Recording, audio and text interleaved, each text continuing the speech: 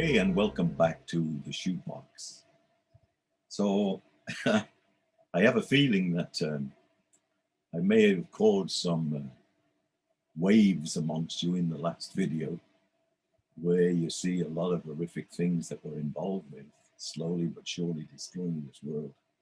But I felt in my heart it was necessary for you to see that we have come a long way from the intention of God, following the force of darkness, which is a lie.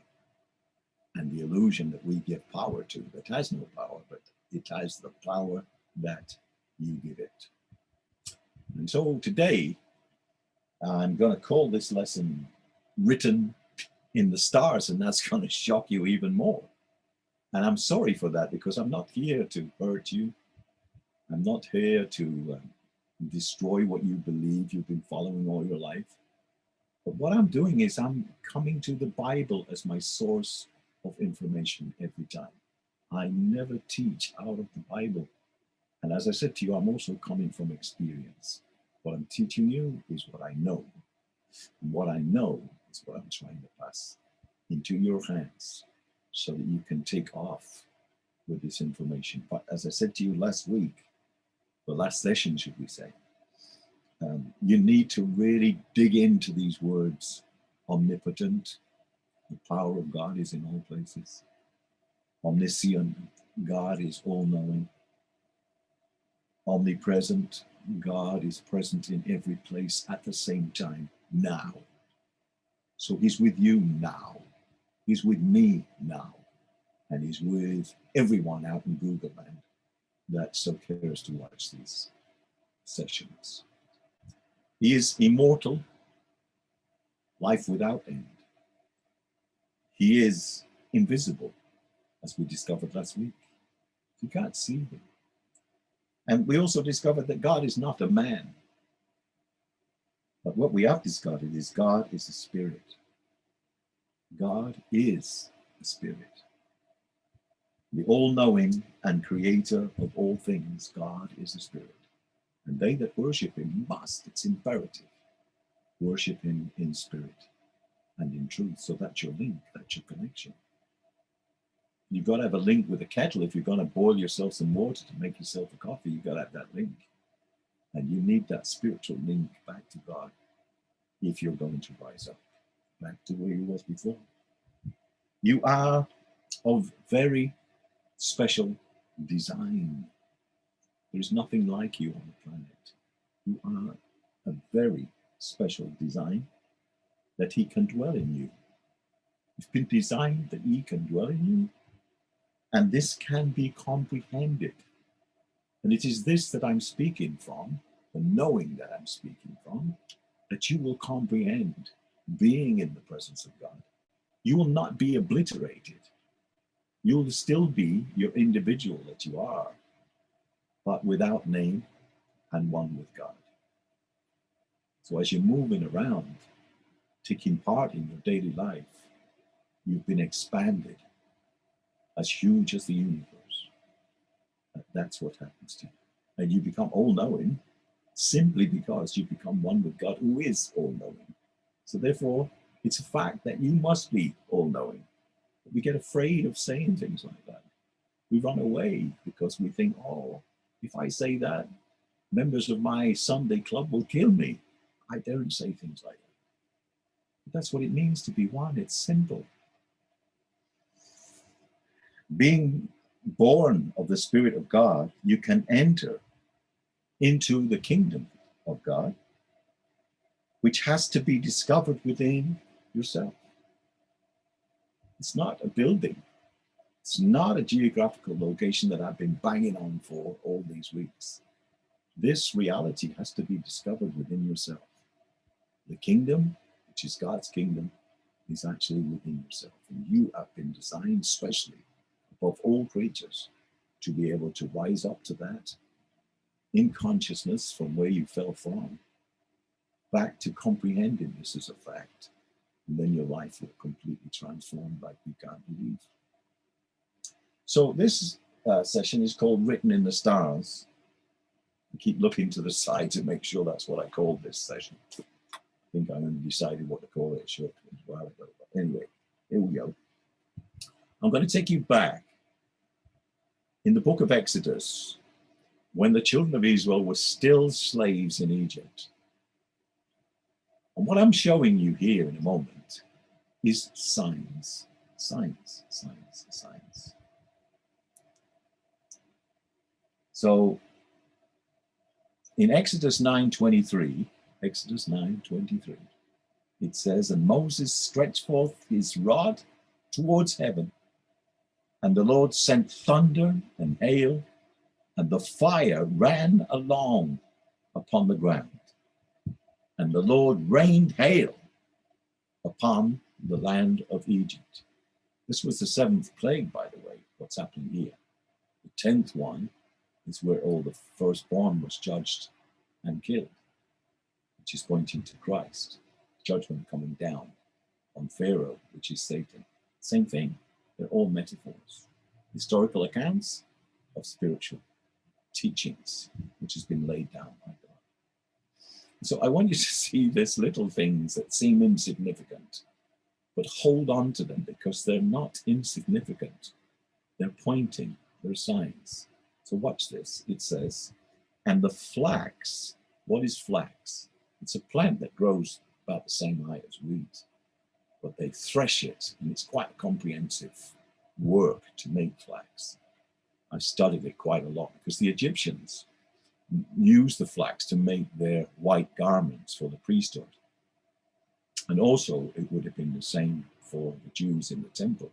They would have used flax because from flax you make white linen. And the Egyptians were very clever at making this white linen. And linen is actually much more stronger than cotton because as it gets more wet, it actually strengthens in the fibers. So it's a remarkable product. It's a plant. So God produced all the clothing for us right there, pure white. And the flax and the barley were smitten, struck down. The flax and the barley. Why does it say that?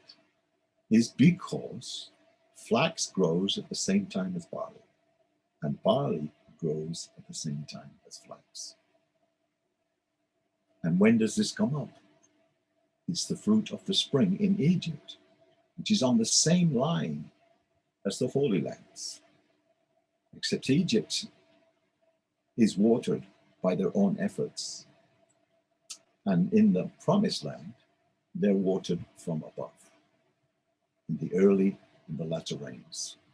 So here you can see spiritual teaching if you just listen deeply.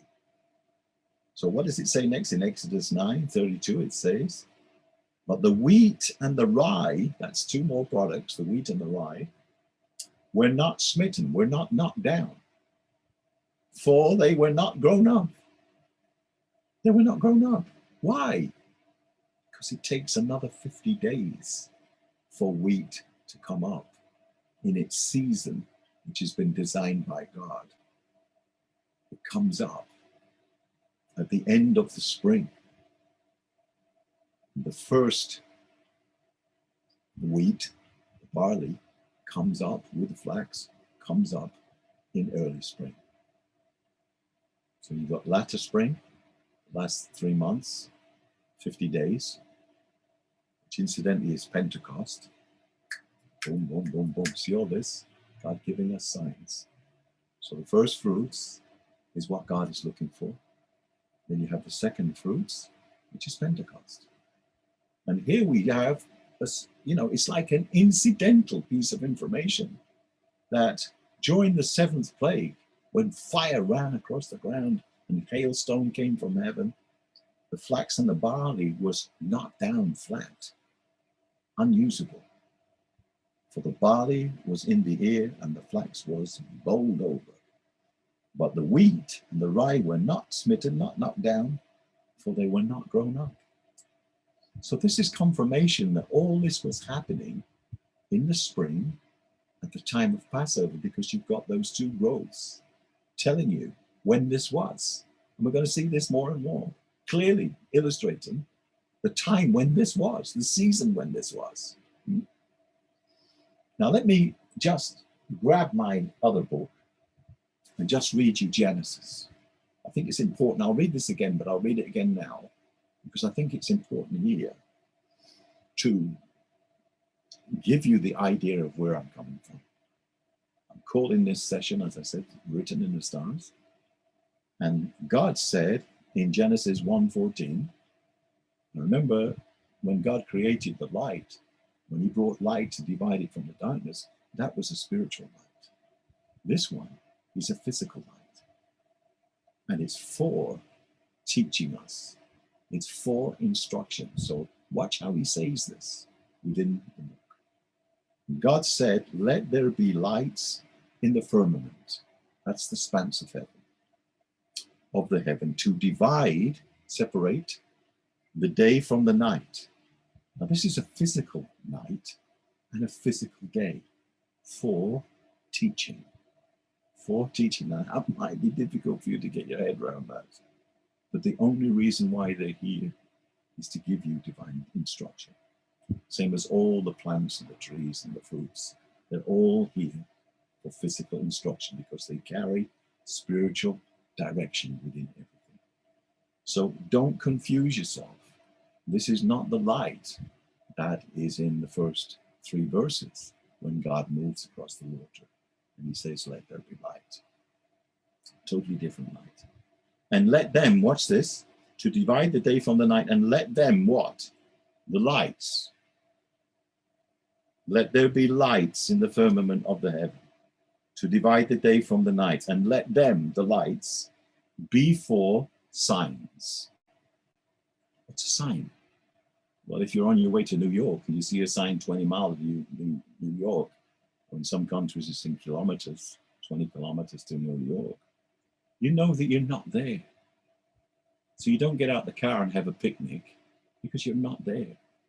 You're looking at a sign that's pointing to where you go to. So these are signs, they're given to us for signs. And this is what we must slow down and think when God speaks to us, because he speaks to us extremely deep. And if you're not in that spiritual depth, you'll not catch what he's saying. And let them be for signs and what else? For seasons. God wants you to know the seasons. Why? Because they're important to him to help us to understand his plan to get you back home. That's all he's doing. He's laying down everything in the creation to get you back home right from the beginning.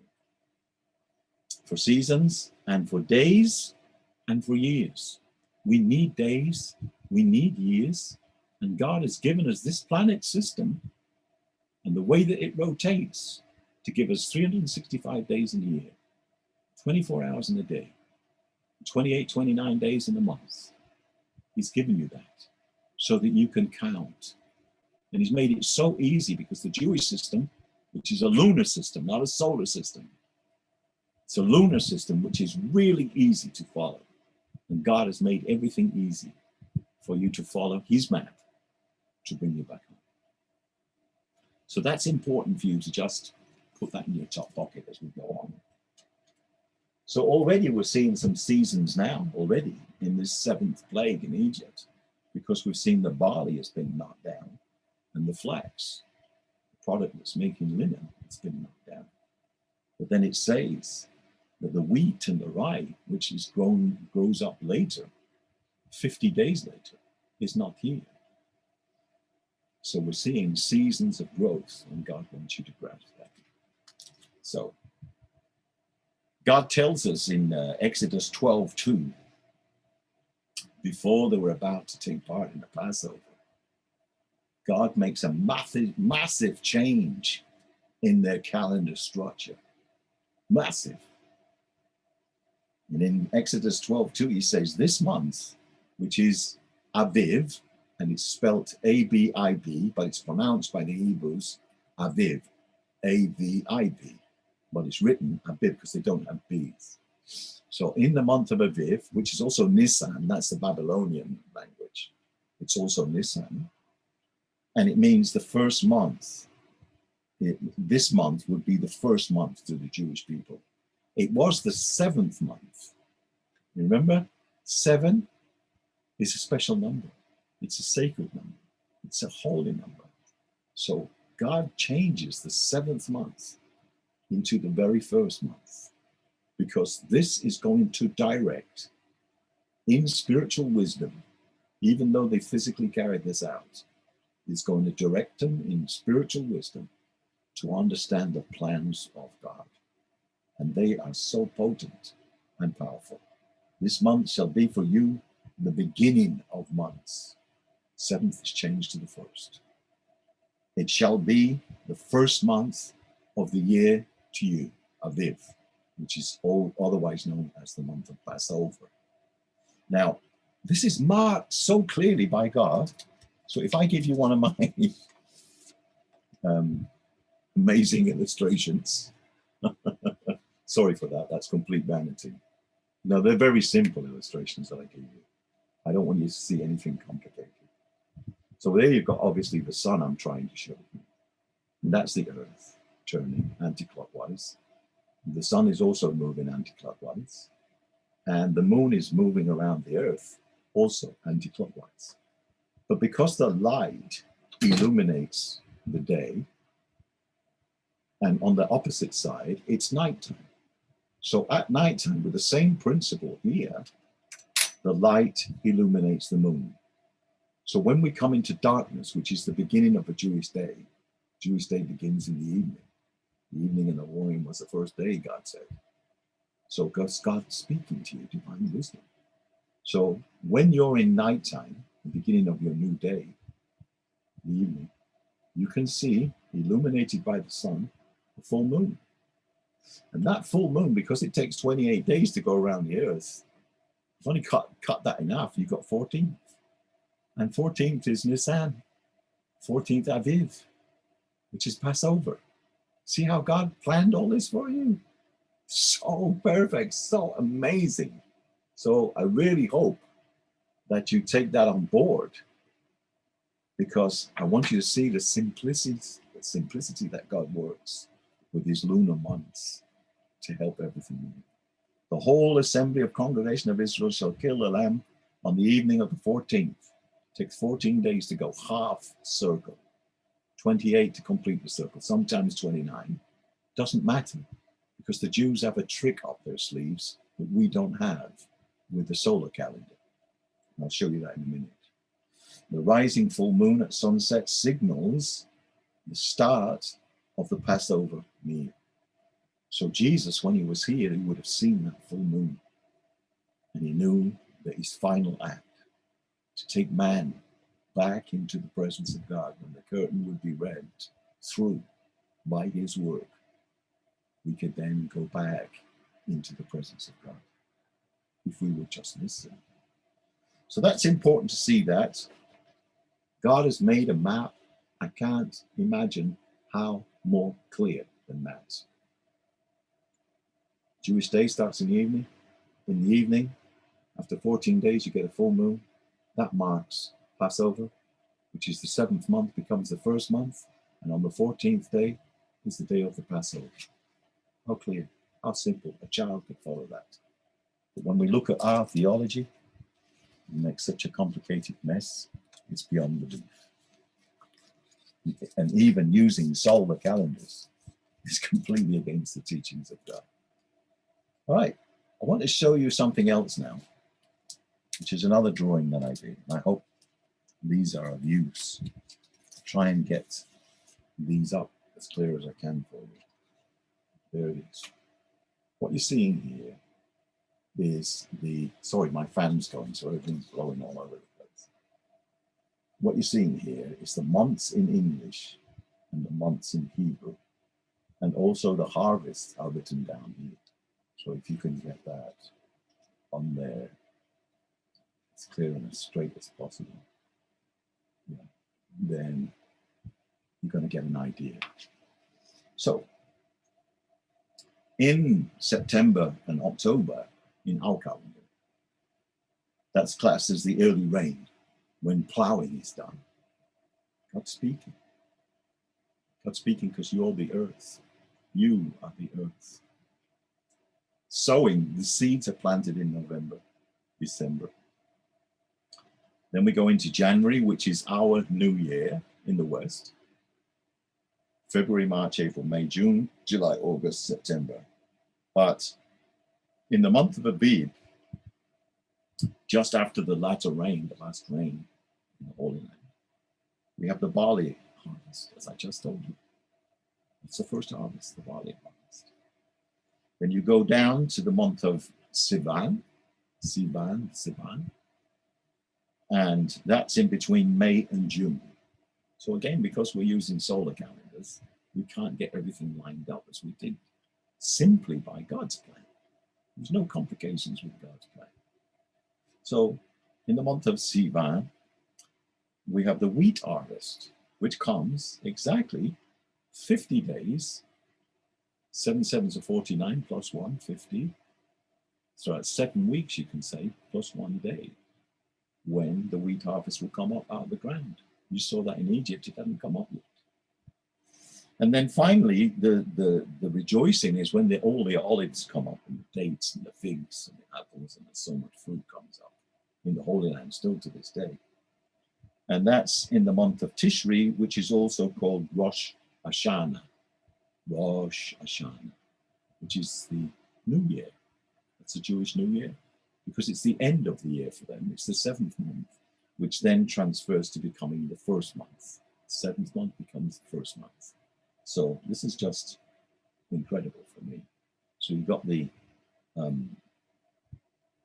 calendar, which is used by, well, how can I describe this? This is a calendar which we use in the West.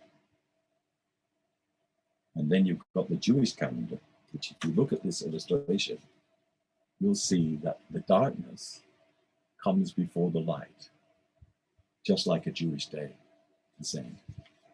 Now, what I'd like you to realize, this is ecclesiastical calendar of the Jews. Ecclesiastical means the body's business given to them by God. What body? The body that was called out of Egypt. The body that was called out of bondage. It's a living body, following the Shekinah. And you should be able to see that because it's showing you yourself. You're going to come out of the bondage of the fallen mind into the higher place where God is leading you to. So one is an illustration of the other one.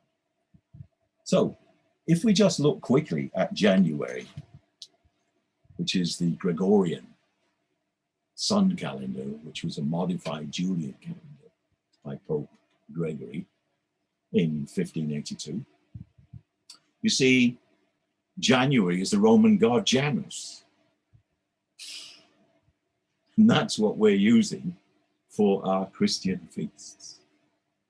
February, based on the Roman Latin Februarius, from Februa, was the name of the purification feast on February the 15th. That's my birthday, incidentally. Purification feast on February the 15th. It's Roman, pagan.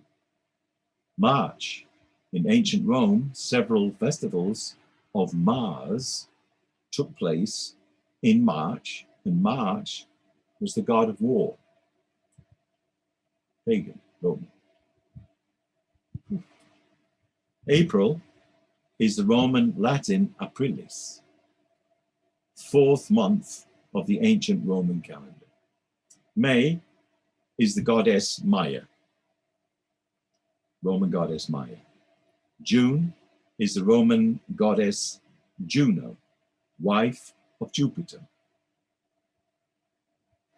So we've got a really good Christian calendar. I think it's particularly fantastic.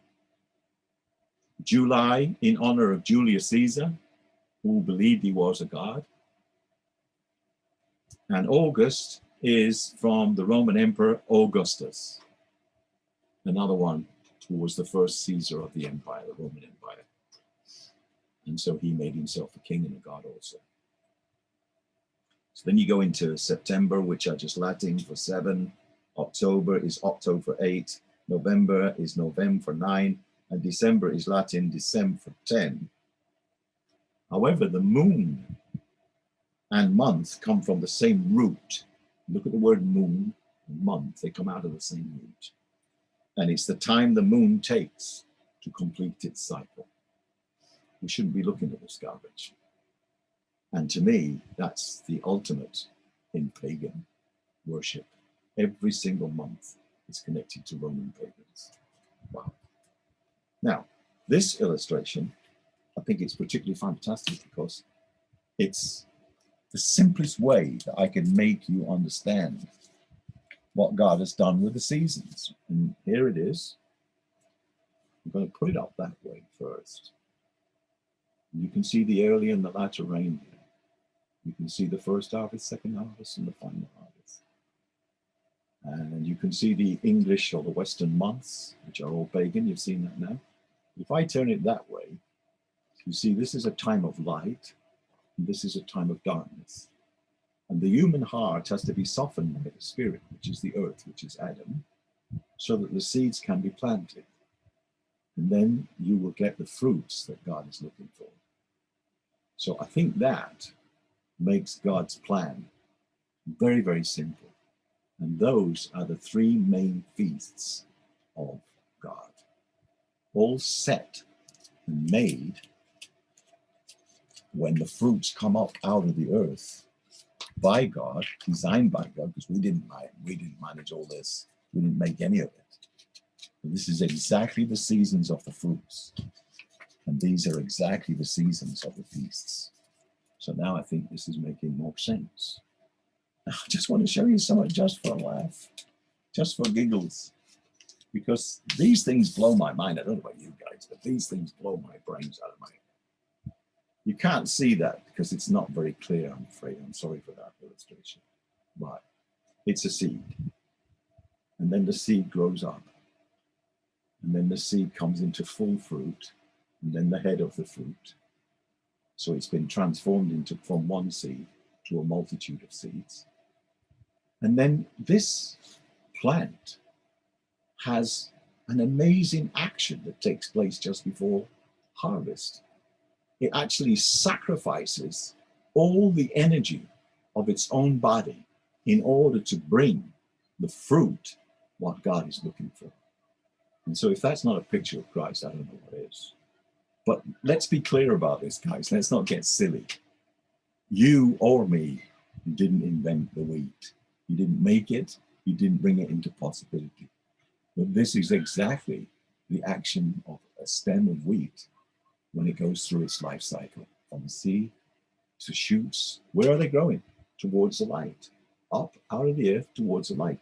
That's exactly what you should be doing in your spiritual walk. You should be raising up out of the earth, lower consciousness, the animal, rising up into the spiritual reality, which is light. You should be filled with this light. And then, because of your knowledge and wisdom, you will eject this which you worship before, the ego itself, in order to bring the fruit of God. This is my spiritual path, which God has made for us to see. And that's the path of Christ who led us. So to me, the simplicity of this is just phenomenal. I thought I'd show you that because we're looking at the harvests. And by seeing that illustration, you're seeing closely, microscopically, of what's taking place with each stem of wheat. I think it's phenomenal. So now we're going to look at how do we work out a Jewish month? And it's very, very simple, because God gives us everything simple. So this is a Jewish month. You can see here where it looks like it's completely black. So in other words, there's no light from the sun shining here at all. But as this planet turns, you start to get a slither of light, just a slither of light. And that calls in the new moon. And then you start to see the crescents. Sorry for that, my fans. Well, you start to see the crescents get bigger, half moon to the other side. Then you finally got a full moon, and then it starts to wane and get smaller. And then the whole thing is opposite to the first. So that's a full moon. But if there's an extra day added on for the month, it doesn't matter, because it's corrected by the new moon, which is that tiny slither. They look up in the sky As soon as they see that tiny slither on the side of the moon, you say, wow, it's a new moon. And so your counting begins of that month with that sliver of light. That is your new moon. Amen? Is that wonderful or wonderful? This is the design of God. You know, this is all from a big bang. A big bang. Not to mention wheat, barley, bread, grapes, figs. Not to mention all that stuff. Incidentally, if anybody knows how to make that stuff, just give me a call. Because I haven't even met anybody. I made a lot of big bangs in the military. I didn't do anything like this. My big bangs just destroyed things. But God, who is the divine wisdom of everything, that brings everything into being, has made it so simple for us to follow his map to bring us back home. So here is a focused look at that new moon. There it is, look. That little slither of light, there it is. It's a new moon coming into being. But look what they do with it, the Jewish calendar. It's always at the head of the month. The head of the month. And then all these red dates that I've colored in, they're all the Sabbaths of the month. And if the moon is slightly slow coming round, we just need to add another day to the calendar. As long as we're corrected by this crescent, which brings us back again to the beginning of the month. So you can't go wrong. It corrects itself by using the moon. So you can't make mistakes. When we get in such a mess trying to get all our feasts in Orthodoxy to line up, you don't need any of that. You just need this crescent of the moon, which is the start of the season. So Aviv is Nisan, which means new life breaking through. Observe the month of Aviv, and keep the Passover unto the Lord thy God, Deuteronomy 16:1. So there it is. And if you look at this closely, you'll see that Jesus was crucified on the 14th. We know because the full moon was present, marking the 14th. He went into the tomb on the 15th because God would not break his Sabbath. That's why Jesus didn't move in the tomb, because God would not break his Sabbath. And then on the following week, not Sunday, on the following week, which is technically is the 8th day, he rises early in the morning. So you see, the plan of God is absolutely perfect, no mistakes. But the madness that we've introduced, you can't see the plan anymore. So it's my hope and prayer that we bring this back to the Jewish traditions. We bring it back to what Christianity came out from, because the first Christians were so arrogant in the West. First Christians were Jews. St. Peter, John, all these people. Paul is a Jew, fanatic, Pharisee. And they gave us this message because they understood it. They were able to read the signs, and it opened their mind, and they went, wow, we have been given so much information and we didn't read it. Until the Christ came, we couldn't read it. But when Christ, who is the light of the world, came, he opened it for us to see. And it becomes, to me, absolutely astounding, because behind all this, somebody had to make the wheat fields. Someone had to make the barley fields. Somebody had to make all the figs and the grapes and the olives and all these things. They were all made by God, and they come in a specific season, which is the three main feasts of God. Wow. You couldn't invent this at all. Now, if you look at a Jewish day, in Genesis 1:5, it says, the evening and the morning were the first day. This also blows our mind in the West, because they start in the evening. But what God is showing you, he's showing you very clearly that you're coming out of darkness into light. And it's over a 2-day period. So our days don't work. That's what God is showing you. He's taking you from a condition of darkness into light. And incidentally, you always need to remember that the moon is operating anti-clockwise. the Earth is operating anti-clockwise, and the sun is rotating in its ellipse anti-clockwise. Did you look at Western time? I'll show you that in a moment. You'll get a laugh. Okay, so if we look at the specific time of Passover, and I've done this little diagram just to make it easy for you. God called the light day, and the darkness he called night, and the evening and the morning was the first day. Okay, so what I'm doing is I'm using the Jewish technique for advancing the week. And there's the 14th, going over into the day. Starts in the evening, over into the day, moving anti-clockwise. The 15th, that's the Shabbat. Starting in the evening, going over into the day. Nothing moved, because God would not break his Shabbat, despite what Mr. Constantine decided to do. And then on the 16th, which is the new week, you've just seen that on my other chart, it goes across into the morning. So there you're seeing the evenings and the morning being played out in front of you. And that's how God designed everything. And we don't follow that, but we should. We should, because it would help us to go back to the simplicity of God. And by going back to the simplicity of God, we'll be able to follow God's plans, and we would receive the wisdom of God, which is leading you back home. That's what he's doing. And so if you look at the Jewish week, it's not like ours, Monday, Tuesday, Wednesday, which is complete pagan. It's first day, second day, third day, fourth day, fifth day, and sixth day. Till finally you come into the seventh day, which did not have an evening and a morning. So when God put man into the Garden of Eden, he put him in on the seventh day, and you check your Bible out, check it over and over. You will not find an evening and a morning. You will find an evening and a morning on the first, second, third, fourth, five, six, but you won't find it on the seventh. What does that mean? No evening. That means the light continues. That means we were put into eternity. And again, so many people miss that vital piece of information. And the purpose of Jesus Christ is to bring you back into that eternity. That's why he is called the final rest. By entering into him, you come back through obedience, through repentance. Remember, I've explained to you repentance enough.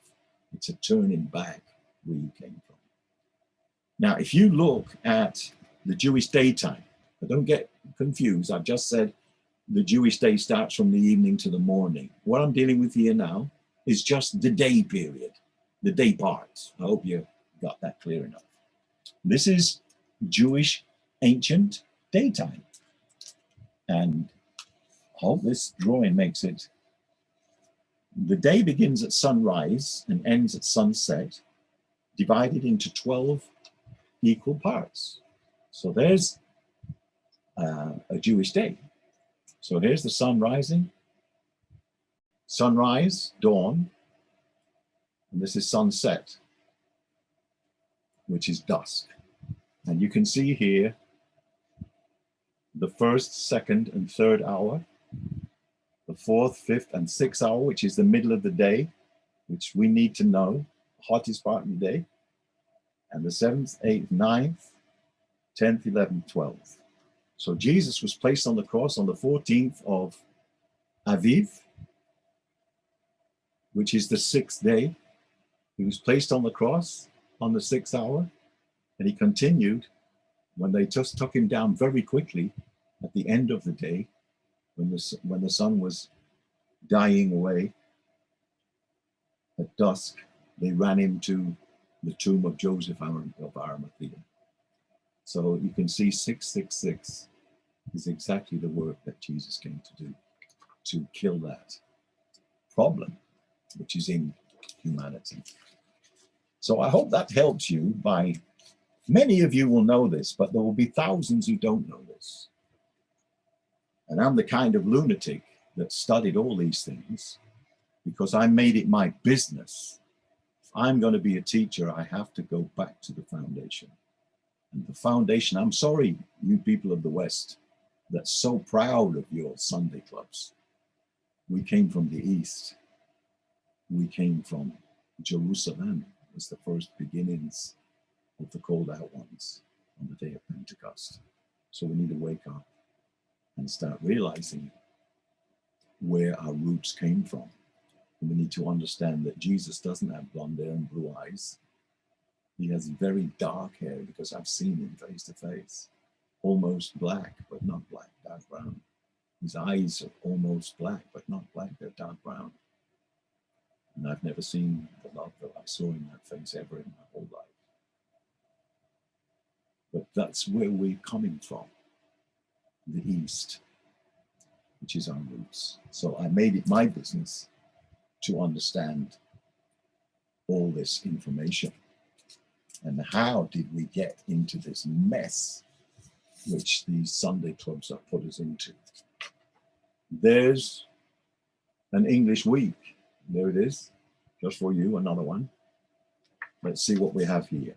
Monday, the day of the moon goddess, Diana. Tuesday, day of Chu, Germanic version of Tyre, the god of war. It's Anglo-Saxon. Day of Woden, Anglo-Saxon god of war. We like war, don't we? Thor is Thursday, day of Thor, the Germanic hammer-wielding god of thunder and lightning.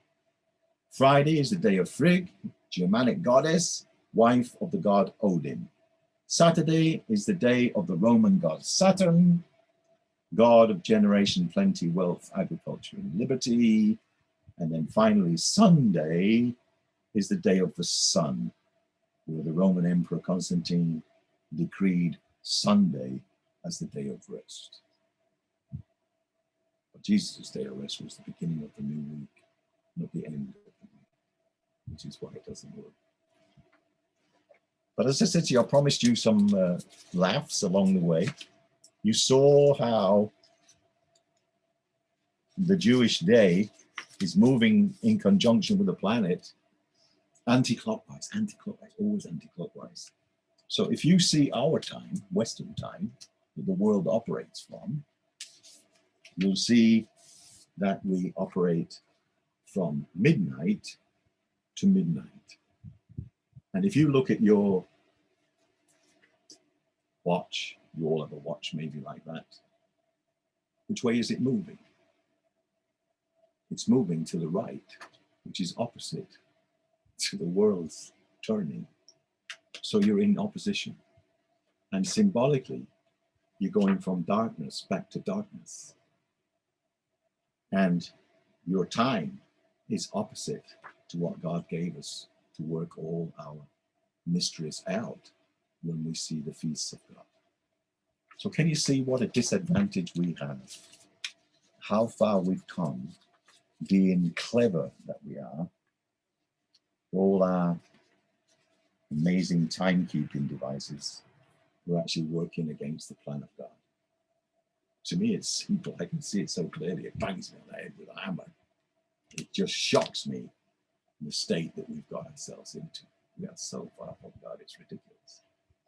So now I'm going to show you something else, which we started with to give you an explanation, which was Genesis 1:14. I'm going to read it one more time. This is powerful. God said, let there be lights in the firmament, in the expanse of the heaven, to divide the day from the night. These are symbols, and not that first light. We need that first light. The symbols, we need them to guide us through the mysteries of God. That's why they're here. What for? Let them be for signs. Let them be for seasons. Remember, I've just shown you the seasons of the harvest. Let them be for days. We can't work out the Jewish day unless we've got these signs of the day, the sunrise, then when the sun goes down. And years, 365 days in a year. So how do we get the 365 days in a year? Well, many of you will know this, and I never come to insult anyone's intelligence. But for thousands of people, I know they don't study this. And it's very good for you to know what's going on. That's the sun as we know it. And it's moving in an ellipse, not an eclipse, ellipse. An ellipse is like this fried egg shape. So we're going anti-clockwise again. And it travels through and past, on its journey, 12 constellations of stars. And while this sun is going through those constellations on its journey, which takes approximately 365 days a year, which God has given us, and you see that the earth is moving anti-clockwise around the sun. So it's visiting those places itself. And I want you to understand that when it's visiting those places, the earth, because it's following the sun, then the vibration of all these planets affects us. That's why in the ancient beliefs, they would say that if you was an Aquarius or if you was a Pisces, then you would be a certain character. Because when you're born under that constellation, there is a vibration which changes and you become affected by that vibration, which molds you who you are. Now, these are called in modern language Aries, Pisces, Aquarius, Capricorn, Sagittarius, Scorpio, Libra, Virgo, Leo, Cancer, Gemini, Taurus. Now, I'm not teaching you heresy.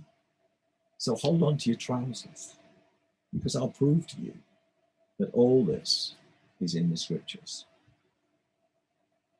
So this is how we get our year. And those planets, sorry, those solar systems happen to be 12. Just so happens, were there 12 apostles? Were there 12 tribes of Israel? Was there 12 hours in a day? And on and on and on. I can show you so many things. But these things aren't accident. It doesn't matter what the Greeks call these constellations. They're just names. You can call these constellations bananas split. It's totally irrelevant. The fact is, the sun is on its own course, anti-clockwise, and it moves through each one of these constellations, which you can call Virgo or banana split. It doesn't matter. That's what the Greeks called these constellations. And they made a mythology which was designed to make it simple to understand the stars. That's the only reason they made the mythology, so that people could understand the stars' actions and the effects of the stars on the planet. And the Egyptians did the same thing. They had different names, but they did the same thing. The Babylonians did the same thing. And if you look at the Medes, which were the wise men that came from Persia, they were the Magi, and they were following a star. And that star that they were following was the three kings, which is in the constellations, which points to that bright star, which is pointing to the sun, which is symbolic language of the Christ being born. So all this is in the stars, written in the stars by God as signs and seasons. So to me, that's phenomenal. So don't get crazy about the church sees this as an abomination, because it says in Job, the oldest book in the Bible, Job 38, 31 to 32. Canst thou bind the sweet influences of Pleiades, or loose the bands of Orion? Pleiades is the seven sisters. This is a conversation with Job and God. Can you do this? Because I've done this. And they're signs. Canst thou bring forth the Mazzaroth? What is Mazzaroth? It's a very ancient word from the East, and it means zodiac. Zodiac. Mazzaroth is zodiac. Can you bring forth a zodiac in this season? Because each constellation has its season and time when the sun passes through, which changes the vibration of the earth. So, canst thou bring forth the Mazzaroth in his season? Or canst thou guide Arcturus with his sons? What's Arcturus? It's the great sign of the bear, which was made by the Greeks. It doesn't matter. It's just the names that they used for the mythology to help them to understand the movements of the stars. But before that, God put all this up there for us to read without name. Doesn't matter about name. But it's not an accident that there are 12 constellations, 12 tribes, 12 apostles, 12 hours in a day, on and on and on. So that's how we get the year.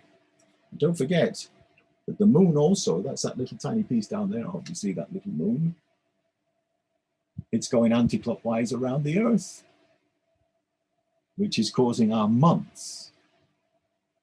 And as the Earth goes around the sun, it takes 365 days. And then at the same time that's happening, the sun visits all the constellations in the stars. Do you remember what God says to Father Abraham? He said, your children will become as the stars of heaven. Very deep. Very deep. So these are lights in darkness. When you look up in darkness, you see these lights. It's the children of Father Abraham. Not literally, it's spiritual guiding. Now I'm going to show you a zodiac. Careful, don't get excited. Don't start throwing me out of the window.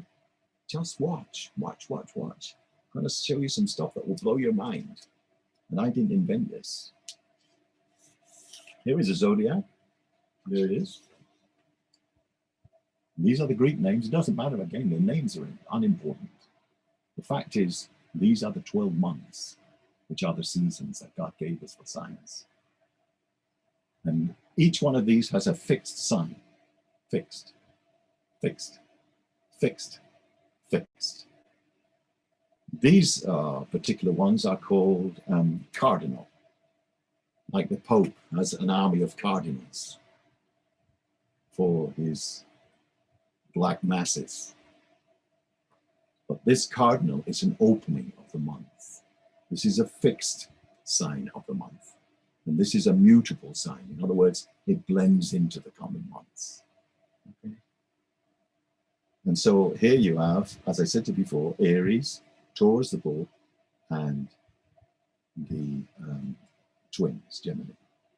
Okay, now I'm not a master at this, but do you know the Celtic cross? The Celtic cross from England and Ireland and Scotland? What is it? Is it a cross with a circle around it? We don't think about these things, do we? This is one of the most ancient symbols on the planet. And there you've got the meridian line going from top to bottom. And then you've got the equator, which cuts through the Earth. Okay? Now let's have a look at that. And I'm going to take away all the other signs except the fixed signs. I'm going to take away all the other signs except the fixed signs. And why am I doing that? This is beautiful. There you've got the ox. There you've got the lion. There you've got the man who carries the water bearer is the man, the face of a man.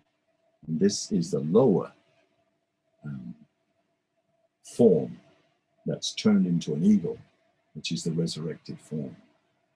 And what are these fixed signs that's written in the stars? What are they? Well, if you look at the ox, it's the book of St. Luke. The ox is Taurus, the bull, ox. And it's for service and sacrifice. If you read the book of St. Luke, you'll see that Jesus is shown as the man who came to be in service for you, a servant. If you look at the book of Mark, this is coming under the sign of Leo, the lion of Judah. And Leo is written by Mark, and he's showing you the royal tribe of Judah, Christ the King.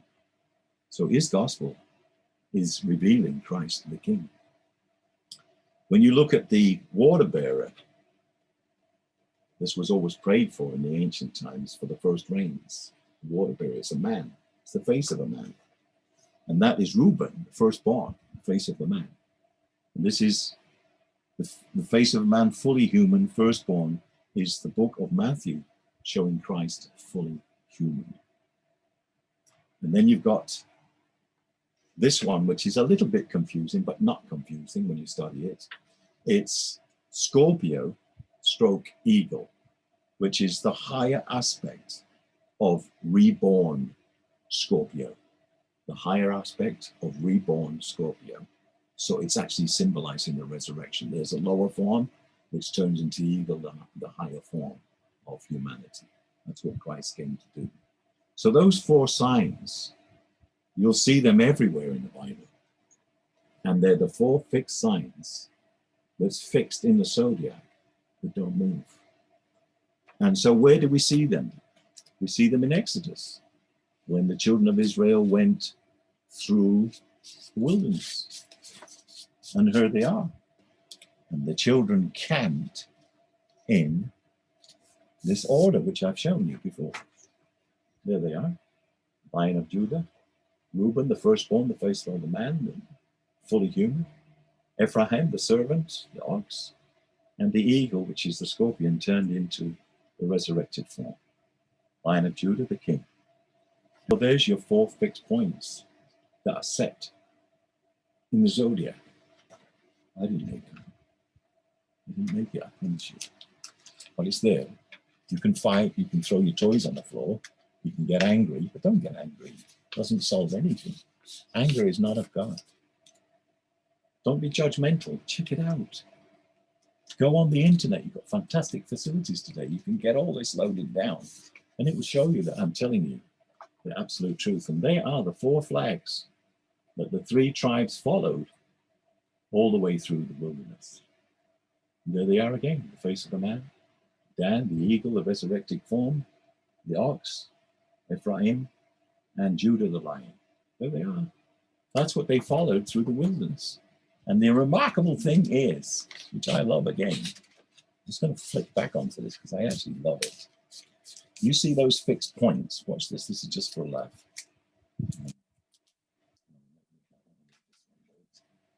I'm sorry that I have so many books, but it's so hard to hold all this information. So if you look at this, going back to where I showed you the fixed points on a zodiac, look at this. Can you see 1, 2, 3, 4? The 4 faces of Christ, the 4 gospels. Then you've got 1, 2, 3. 1, 2, 3. 1, 2, 3. 1, 2, 3. 12 tribes. They always position themselves in the wilderness to the left and right of the fixed points. That's why they always travel through the wilderness. To the left and right of the senior tribe, which are the fixed points of the zodiac. Boom! Sorry for that. But again, through determined study, to go back to the roots of everything, God has revealed all this to me. Now, another piece that I want to show you is this one. There you've got the winter solstice, fact. There's the summer solstice, fact. This is the ram that was sacrificed. Remember the ram that was given to Father Abraham? There he is there, Aries. What happens here in this month? It's the month of Passover. There I've tried to show you the moon. Look, you see that little moon there? It's exactly on the 14th, right? What happened on that 14th? Well, what happens in this month in the heavens is the fire of the sun comes out of the period of darkness. It rises out of darkness into light. This is the spring. And there is an explosion of new life. Birds in the trees singing, new birds in the nests, the lambs bouncing in the fields, all the flowers coming in the spring. Everything is bouncing into life in this month. And this is exactly when the sun burns up. In other words, the sacrifice is accepted by the fire. And Aries, the ram, Christ, is burned up in the fire, and boom, life comes onto the planet naturally, because God designed it that way, that you could read it and understand what God is showing you. Remember, Jesus is also the first fruits, which was the day after the Sabbath. The first fruits There they are here. I've tried to show you. And if you look at 1 Corinthians 15:20, 1 Corinthians 15:20, it says, but now is Christ risen from the dead and become the first fruits of them that slept. That's big spiritual teaching, that, because all mankind is in a state of sleep. This is the first fruit of them who have slept. This is the barley harvest, which is at Passover, the first fruit. There it is right there.